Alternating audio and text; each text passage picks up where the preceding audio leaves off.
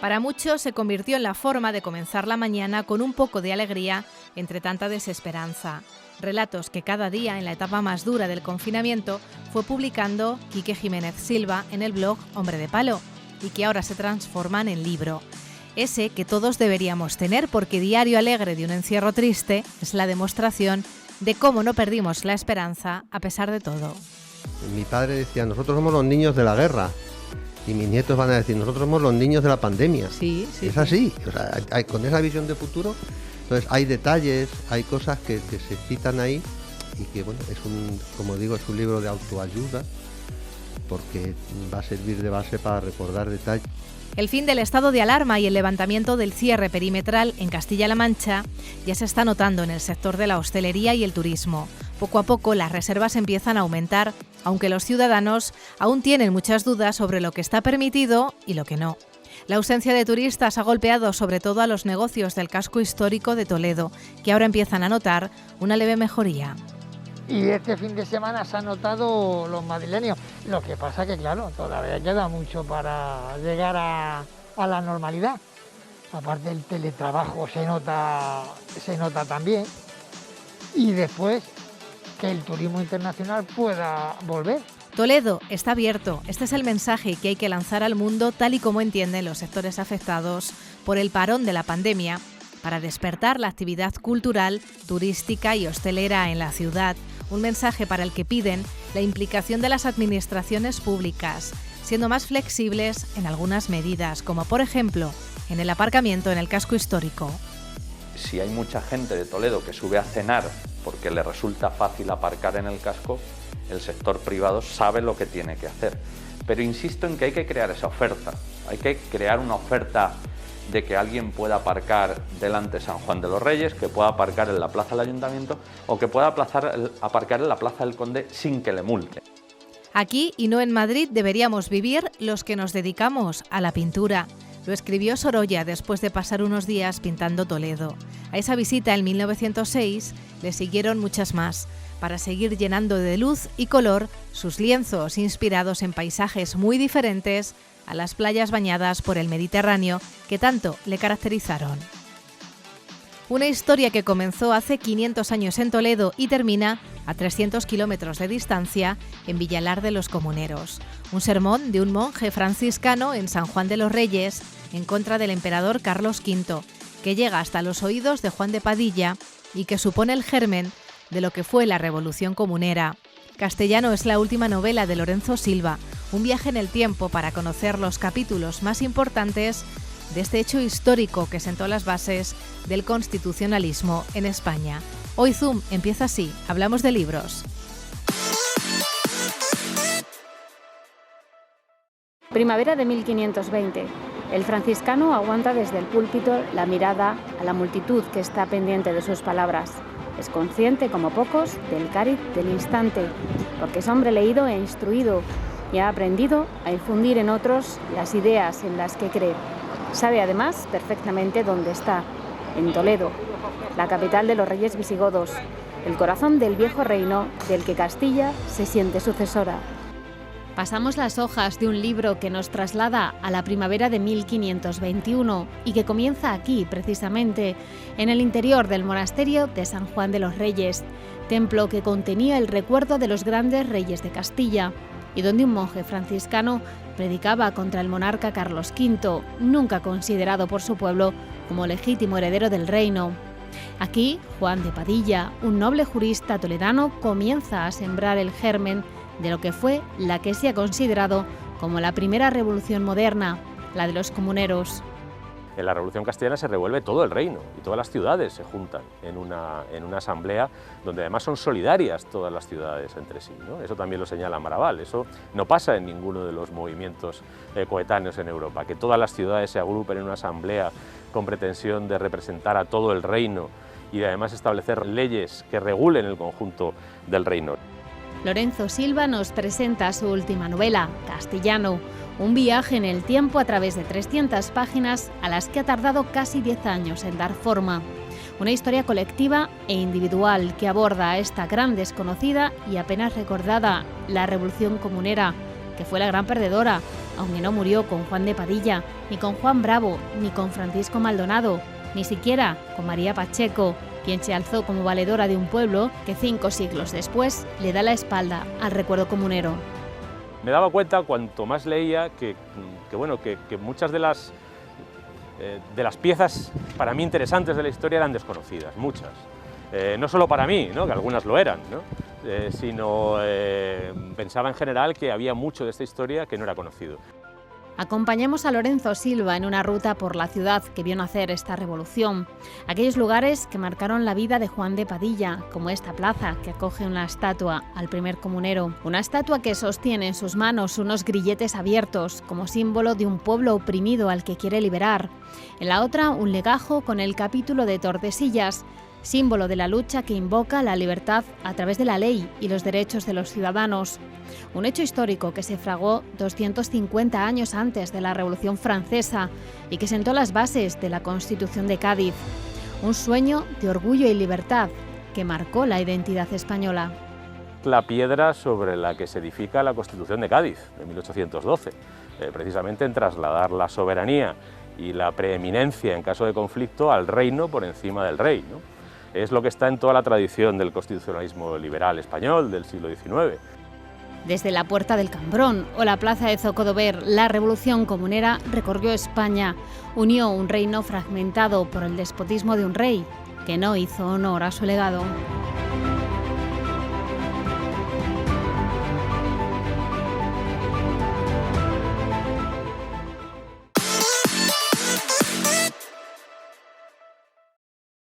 Día 18. Menudas greñas. En tiempos de crisis nos ponemos más profundos y trascendentales.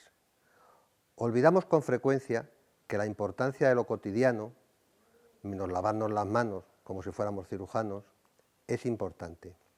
Cada mañana me miro al espejo. No me sobresalto porque ya estoy acostumbrado a verme. Y digo, menudas greñas. Tendría que cortarme ya el pelo, pero no puedo salir, continúa el relato, porque esa fue nuestra realidad hace poco más de un año cuando tocó hacer frente a una situación que nunca hubiésemos imaginado. Fueron los días del confinamiento, pero también los días del ingenio para tener a los niños entretenidos, de salir al balcón, aplaudir a los sanitarios, de descubrir las videollamadas para estar más cerca de los nuestros y para muchos, de encontrar en los relatos que Quique Jiménez Silva iba publicando en el blog Hombre de Palo, ese rayito de esperanza para poner una sonrisa a tanta incertidumbre. Ahora esos relatos tienen forma de libro, diario alegre de un encierro triste. Mi padre decía, nosotros somos los niños de la guerra, y mis nietos van a decir, nosotros somos los niños de la pandemia. Sí. Es así, o sea, con esa visión de futuro. Entonces hay detalles, hay cosas que se citan ahí y que, bueno, como digo, es un libro de autoayuda porque va a servir de base para recordar detalles. Recordar que incluso en las situaciones más extremas el ser humano es capaz de sacar lo mejor de sí mismo. La demostración está en estas páginas que suman a los textos las ilustraciones de Antonio Esteban Hernando, Benjamín Juan Santagueda y Jesús Gómez Escalonilla, para demostrarnos que el sentido del humor es la mejor vacuna. La vida es mucho más bonita de lo que ha sido este último año y medio. Tenemos que sobreponernos a eso. Y una manera, lo he dicho antes, de sobreponernos es tener algo donde agarrarnos. Cuando uno está escalando, está buscando cualquier resquicio en la roca para meter el dedo, sí, apoyarse y tirar para arriba. Bueno, pues cualquiera de estos relatos quiere ser esa grieta donde meter el dedo y apoyarse. Apoyarse para recordar de lo que fuimos capaces y también para recordar a los que dejamos en el camino. Un diario de 50 días hasta ese lejano ya 5 de mayo en el que comenzó la desescalada. 50 días en los que no pudimos ir a la peluquería, por si tienen interés en saber cómo termina el relato. A la vista de los resultados, muy alejados de las filigranas de los jugadores de la NBA, solo he podido exclamar: gracias, cariño, por tu voluntad. Ahora salgo a comprar una gorra. Objetivo del día, aprender a cortarme el pelo, porque mi mujer no sabe. Y mañana será otro día.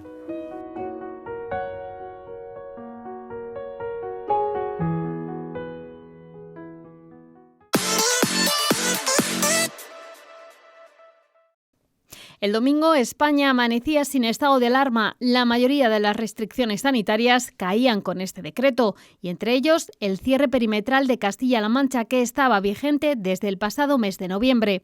La ausencia de viajeros entre comunidades ha hecho caer la facturación de muchos negocios, sobre todo de hostelería y turismo, y en el casco histórico de Toledo mucho más.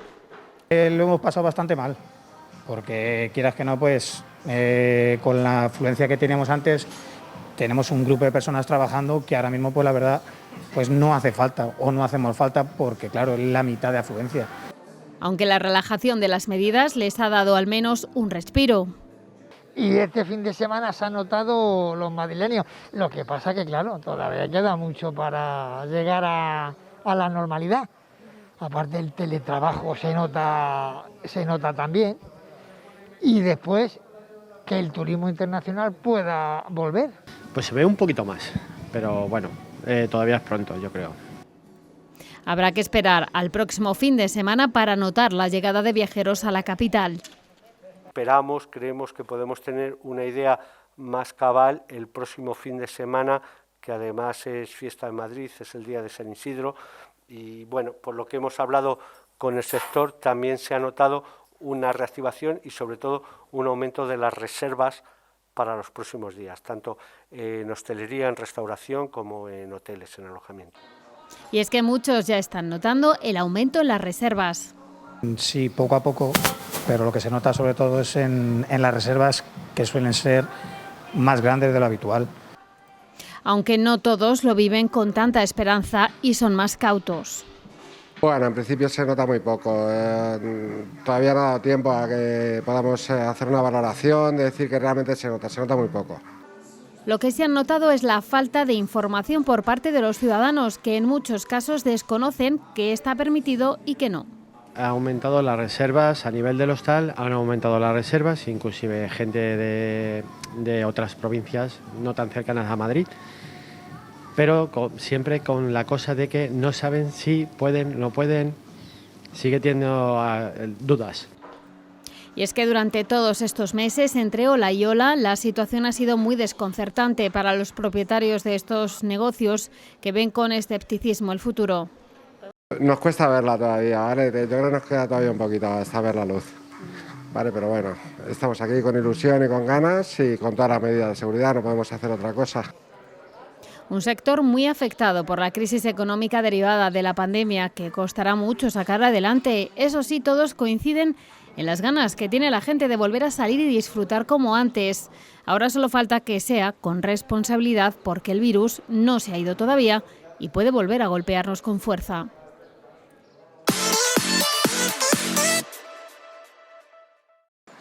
Terminado el estado de alarma, finiquitados los cierres perimetrales y sin toques de queda, la actividad turística, cultural y hostelera queda a la espera de cómo responda la sociedad ante este nuevo panorama. Difícil será alcanzar las 900.000 visitas que llegaron a la Catedral de Toledo durante el año 2019, pero entidades gestoras del patrimonio, como la Pulsera Turística, que gestiona 7 monumentos de la ciudad, aseguran que se han aprovechado este año en blanco para adaptarse al protocolo SICTET y comenzar a gestionar la venta de entradas por plataformas de alcance internacional, entre otras cuestiones. Quien no haya hecho los deberes le va a costar mucho salir, porque los deberes además consisten en hacer cosas muy concretas.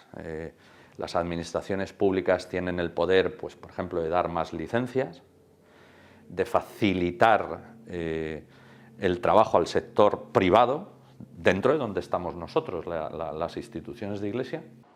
De momento, las perspectivas más realistas hablan de una recuperación del turismo muy poco a poco, sobre todo con la vista puesta en el turismo nacional. Para comenzar la recuperación de los sectores más afectados, los responsables piden a las administraciones que se impliquen, dando facilidades al sector privado, como por ejemplo en el caso de Toledo, flexibilizando las prohibiciones de aparcamiento. Si hay mucha gente de Toledo que sube a cenar porque le resulta fácil aparcar en el casco, el sector privado sabe lo que tiene que hacer. Pero insisto en que hay que crear esa oferta. Hay que crear una oferta de que alguien pueda aparcar delante de San Juan de los Reyes, que pueda aparcar en la plaza del Ayuntamiento o que pueda aparcar en la plaza del Conde sin que le multen. Medio centenar de trabajadores adscritos a la pulsera turística se encuentran en la actualidad en ERTE, una situación que se irá levantando conforme se vayan incrementando las visitas a estos monumentos y el flujo turístico se vaya regularizando.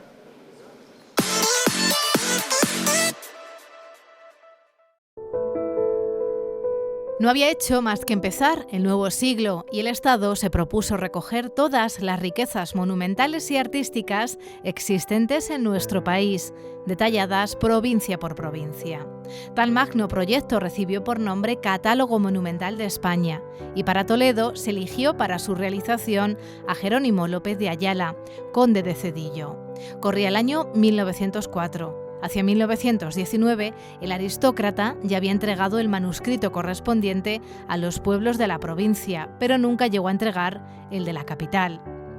Nos lo cuenta el Archivo Histórico Provincial, del que nunca dejamos de aprender cosas así de interesantes. También nos explica que a finales de los 80, el nieto de don Jerónimo encontró en su biblioteca familiar un volumen de notas que parecían corresponder a ese catálogo de la ciudad de Toledo, que nunca llegó a entregarse. De entre ellas, las correspondientes a la catedral estaban prácticamente listas para ser publicadas y en unión con la museóloga y académica Matilde Revuelta prepararon su edición, que se realizó en 1991. Hoy el conjunto consta de 110 fotografías. Se pueden consultar en el Archivo de la Imagen de Castilla-La Mancha. Entre ellas vemos a la Virgen de la Capilla Mayor, el retrato de don Álvaro de Luna, de la Capilla de Santiago, la Virgen del Sagrario sin sus ornamentos habituales, la Custodia de Arfe, el Arca de San Eugenio y la Campana Gorda. Solo una mínima muestra que elige para nosotros el Archivo Histórico Provincial para enseñarnos el imponente patrimonio que atesora la catedral.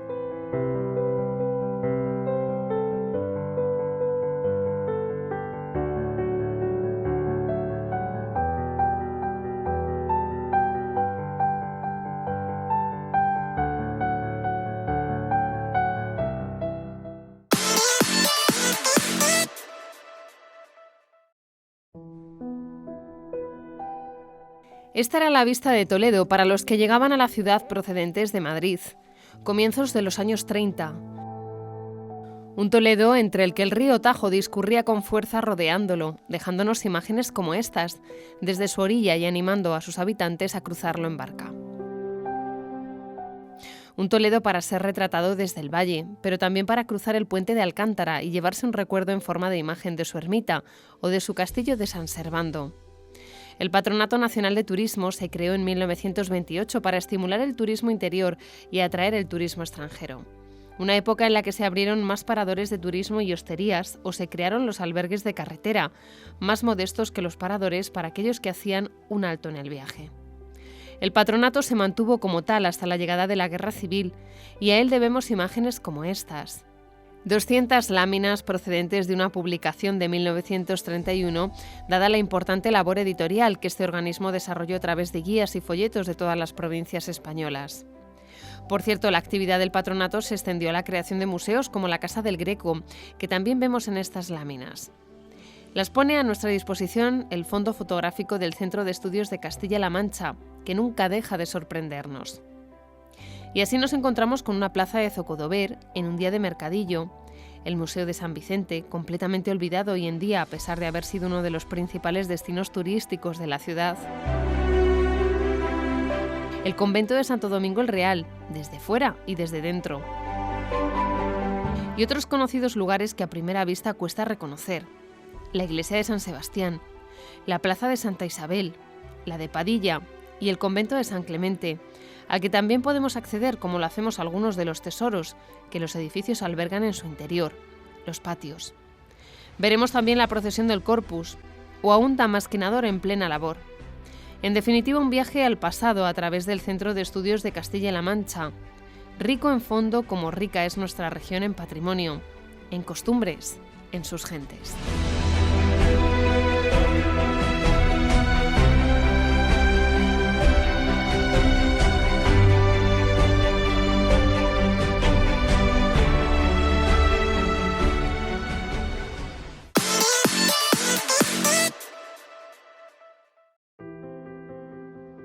Le gustaba trabajar al aire libre, en plena naturaleza, así conseguía captar esa luz que pocos han sabido captar y que inundaba sus lienzos llenándolos de vida. Si nos preguntan por playas bañadas por el Mediterráneo, no imaginaremos otros paisajes que estos, inspirados en su tierra. Caminaba por la playa cargado de lienzos y construía un taller improvisado con sombrillas y toldos para evitar el efecto de la luz directa, y así llenaba sus cuadros de esa pincelada suelta tan propia del impresionismo.